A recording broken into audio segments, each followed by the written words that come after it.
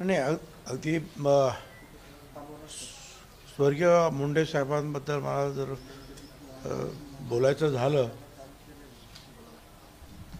तर एक गोष्ट मी सांगू इच्छितो. त्यावेळेला मी उपमुख्यमंत्री होतो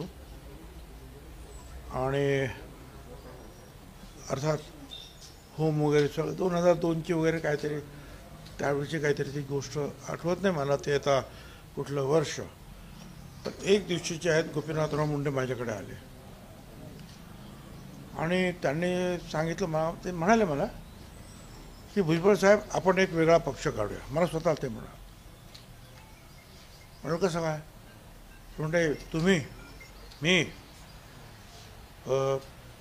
गणपतराव देशमुख धनगर समाजाचे आणि रामदास आठवले आणखीन आपल्याबरोबर येतील आणि असं एक आपण एक पक्ष काढूया आणि मला असं वाटतं की महाराष्ट्रामध्ये तो अतिशय चांगल्या रीतीने पुढे जाईल. तर मी म्हटलं खरं म्हणजे एक काय 2 वेळा झाली चर्चा. मी म्हटलं मी उपमुख्यमंत्री आहे, नवीन पक्ष काढायचा तर मी माझ्या पदाचा राजीनामा दिला पाहिजे. आणि ते उपनेते होते तिकडे त्यावेळेला BJPचे कुठे दिल्लीमध्ये. तर तुम्हाला तुमच्या त्या पदाचा राजीनामा द्यावा लागेल, मग आपण तुम्ही म्हणता त्याप्रमाणे ही सगळी जुळवाजुळव काय होऊन काय करायचं आहे ते करावं. मला काय हरकत नाही म्हटलं, कारण मी तर म्हटलं OBCचाच मुद्दा घेऊन बाहेर पडलो, शिवसेनेच्या बाहेर पडलो आणि त्यामुळे जर असा काही जर मागासवर्गीयांचा किंवा इतर लहान लहान जे घटक आहेत त्या सगळ्यांचा पक्ष निघत असेल तर विचार करायला काय हरकत नाही. परंतु नंतर मग काय झालं मला काय कल्पना नाही. परत काय ते काय त्याने तो विषय सोडून दिला. काय एवढं प्रामाणिकपणे तुम्हाला सांगतो. आता मुद्दा राहिला स्वतंत्र पक्ष कोणी काढू शकतो. हल्ली काय अनेक पक्ष आहेत आपण काढू शकतो. आता जे पंकजाताई म्हणतात त्याप्रमाणे तो मोठाही पक्ष असू शकेल. पण माझं म्हणणं असं आहे की एका समाजावर पक्ष काढणं आणि त्याच्यामध्ये यश मिळवणं ते कितपत यशदायी आहे याची मला काही कल्पना नाही.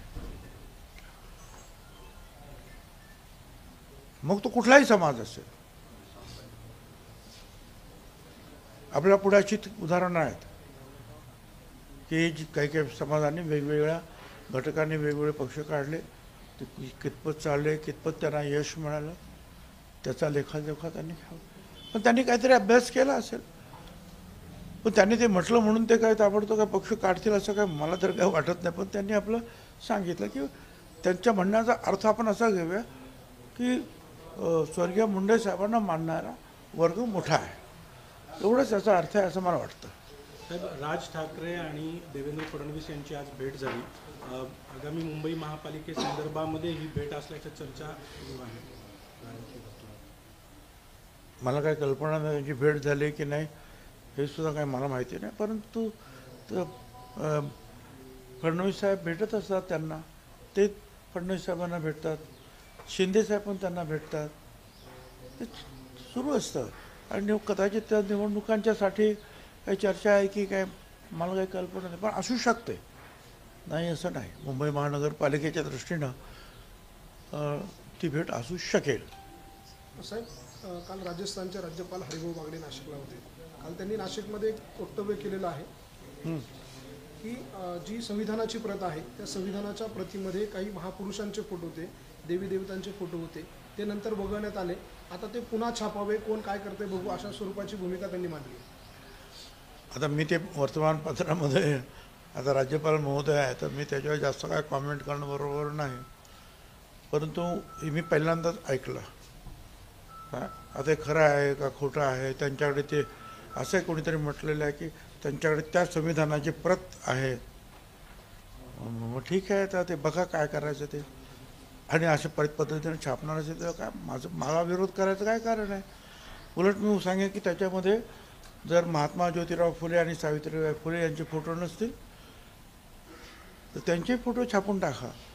कारण या संविधानाच्या मध्ये जे इक्वॅलिटी आणि सगळ्यांना महिलांपासून तर दलितांपर्यंत सगळ्यांना समान न्याय देण्याचं काम जे केलं आहे ते काम संविधानापूर्वी 100 वर्ष अगोदर महात्मा ज्योतिराव फुले सावित्रीबाई फुलेंनी केलं. त्यांचेही फोटो छापले, आनंद आहे. देवी देवतांच्या मला काय विरोध करायचं काय कारण नाही. ते त्यांनी आता पाहतील काय आहे ते, मी त्याच्याबद्दल अधिक काय बोलणार. पण ते करणार असतील तर मी सजेशन मात्र करेन की नावं किंवा आणखी काय. आता देवसुद्धा आता तिरुपती मंदिर अतिशय प्रसिद्ध मंदिर आहे आपल्या इथलं, किंवा महाराष्ट्रातलं म्हटलं तर आमचा विठोबा, आमचा विठ्ठल आहे, तुळजाभवानी वगैरे वगैरे. पण ठीक आहे फक्त. राहुल सोलापूरकर गेल्या काही दिवसांपासून चर्चेत आहेत त्यांच्या वादग्रस्त वक्तव्यांमुळे. आता त्यांनी बाबासाहेबांबद्दल जे वक्तव्य केलं त्याच्यामुळे ते अडचणीत आले. मला वाटतं असं योग्य आहे अशा पद्धतीचं वक्तव्य करणं? मला असं वाटतं की ते राहुल सोलापूरकर ज्या अर्थी ते भांडारकर संस्थेमध्ये काहीतरी सभासद होते किंवा कुठल्या पदावर होते, त्या अर्थी ते विद्वानग्रस्त आहेत असं म्हणायला काही हरकत नाही. पण ह्या लोकांनी सुद्धा कधी कधी जे आहे आपल्या मर्यादा कुठपर्यंत आपण काय बोलायचं हे सांभाळलं पाहिजे का. ते जेव्हा म्हणाले की छत्रपती शिवाजी महाराज त्या औरंगजेबाला लाच देऊन बाहेर तिथून निघाले, त्या खरोखरच डोक्यामध्ये एक तिडीक निर्माण झाली. कोण माणूस आहे म्हटलं हे असं बोलणार आहे, हे कोण आहे ती अशी. हां, अरे औरंगजेब अख्खा हिंदुस्थानचा राजा, त्याला काय कोण लाच देणार आहे, काय लाच देणार त्याला. आणि तिथं लाच जर समजा दिली असती समजा, तर लहानसा जो आहे संभाजी, त्याला महाराजांनी जे आहे काशीला काही कुठेतरी ठेवलं दुसरीकडे. आणि महाराज जेव्हा कसे तरी पोचले गडावर, तेव्हा जिजामाता त्यांना विचारतात की माझा शंभूराजा कुठे आहे, आणि डोळ्यात पाणी त्यांचे. तर हा इतिहास आहे काय. मग लाच दिलं असं तर आरामात फिरत फिरत आले सगळ्यांच्या समोर.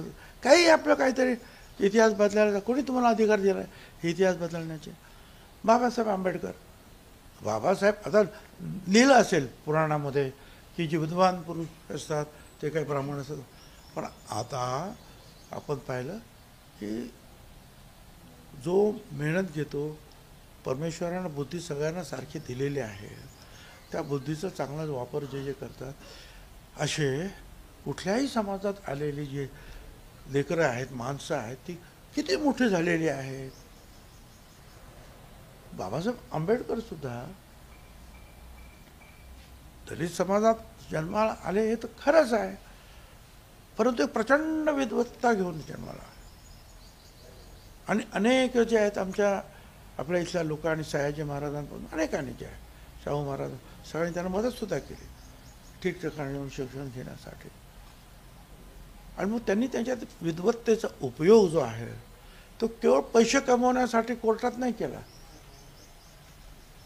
तर आपल्या संपूर्ण विद्वत्तेचा उपयोग जो दलित समाज होता, कोट्यावधी हितपत म्हणजे जनावरापेक्षाही वाईट परिस्थिती, किंवा महिलांची सुद्धा शूद्राहुनी अतिशूद्र असं महात्मा फुल्यांनी ज्याचं त्या महिलांचं वर्णन केलं आहे, अशी परिस्थिती त्यावेळेला होती. ती परिस्थिती सुधारण्यासाठी सगळ्यांना समान न्याय, एकच ओट सगळ्यांना, झोपडपट्टीपासून अमेरापर्यंत, महिला असतील, पुरुष असतील, दलित असेल, ब्राह्मण असेल, हे अतिशय उत्तम जगातलं एक संविधान त्यांनी निर्माण केलं. नवीन देश ज्या ज्या वेळेला निर्माण होतात आणि त्यांचं संविधान ते तयार करतात, त्यावेळेला या भारताच्या संविधानाचा अभ्यास ती मंडळी करत असतात. अनेक देशांनी आपल्या संविधानाचा अभ्यास करून जे आहे त्यांचं संविधान बनवलेलं आहे. आता बाबासाहेब आंबेडकरांबद्दल तुम्ही असं काही चांगलं सांगा ना, काय काय आहे ते. उगीच काय अमुक आहे तमुक आहे तमुक आहे, लोकांना वाईट वाटणार ना. आणि आता याच्यापुढे जे आहे असले जे आहेत विवादास्पद जे आहे विधानं त्यांनी करू नयेत. आणि कशाला उगीच लोकांचा राग उडवून घेत आहे. आणि तुम्हाला कोणी सांगितलं इतिहास बदलण्याचे, तुमच्याकडे तुम्हाला मक्ता दिला, काही सांगतात आपले. एकनाथ शिंदे मुख्यमंत्री असताना त्यांनी ज्या योजना सुरू केल्या, आनंदाचा शिदा असेल किंवा तीर्थस्थानाचं दर्शनासाठी एक योजना चालू केलेली होती. त्या योजना एकनाथ शिंदे ज्यावेळेस मुख्यमंत्री होते त्यांनी योजना लागू केलेल्या होत्या. आनंदाचा शिदा होता गोरगरिबांना वाटण्यासाठी, किंवा मुख्यमंत्री तीर्थस्थान योजना केलेली होती लोकांना तीर्थस्थानचं दर्शन घेण्यासाठी. आता अजित पवार आणि फडणवीसांनी त्या योजना बंद करण्याचं ठरवलेलं आहे, तिजोरीमध्ये खडखडत आहे. त्यामुळे मी काय ते ऐकलेलं नाही. हे तुमची काही माहिती असेल तर त्याच्यात खरी असेल, मला त्याच्यावर चर्चा करायची नाही. परंतु शिवभोजन जे आहे हो, या बाबतीमध्ये मात्र आज 2000 केंद्र या महाराष्ट्रामध्ये आहेत आणि रोज 2 लाख लोक जेवतात आणि त्यांचा वर्षाचा खर्च जो आहे, वर्षाचा खर्च 2 लाख लोक रोज जेवतात, त्यांचा वर्षाचा खर्च 269 कोटी रुपये फक्त आहे. आता ते बंद करण्याचं कोणीतरी वर्तमानपत्रातून ते आलं होतं. त्याच्यामुळे सगळे जे आहेत शिवभोजनवाले मुंबईमध्ये जमा झाले. त्याच्यामध्ये महिला होत्या, कोण रडत होतं, कोण काय होतं, कोणी सांगितलं आम्ही हे गाण ठेवून ती जागा घेतली आणि तिथं आता सुरू केलं आहे. आणि तिथे मग तुम्ही सांगितलं CCTV लावा, ते लावले, फोटो काढा, ते आम्ही करतो, फर्निचर मांडलं, सगळं आम्ही ते विकत घेतलं, सगळं उभं केलं. आता हे जर बंद केलं तर 2 लाख लोक ते, आणि आता 2000 केंद्रावर प्रत्येकी समजा 7-8 लोक काम करत असतील आणि त्यांच्या घरी त्यांचे प्रत्येकी 7-8 लोक असतील प्रत्येकावर अवलंबून, तर एवढे सगळ्या लोकां